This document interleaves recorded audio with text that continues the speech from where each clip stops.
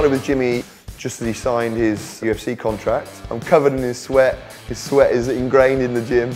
I love it, it's fun. You're constantly learning and you never know what the week's going to bring. Some days, you know, Jimmy doesn't know what the hell's going on. I'm just leading him around. We go from this activity to the next activity.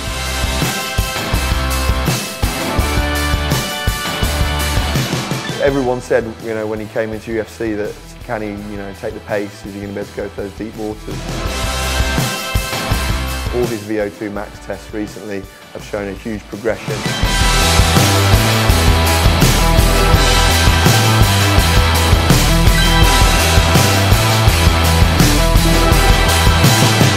There's always some footwork in the warm-ups, and then we start to get some power involved, so the slam balls were in the warm-up.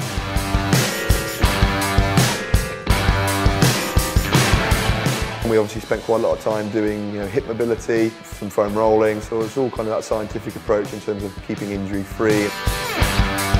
All the mobility stuff helps with my training. Before I was a lot stiffer. I had a lot of power and everything, but I had to get my movement a lot more fluent, and that's.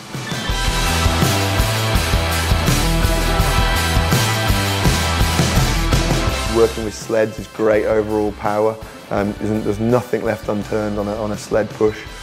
Conditioning has been always a fun part of what we do. It's fun for me anyway.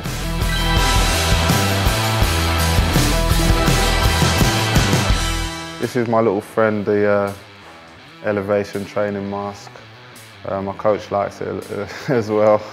It helps me recover. When you take it off, it's like you haven't done anything. And when it comes to close to the fight, it's just pure hell, basically.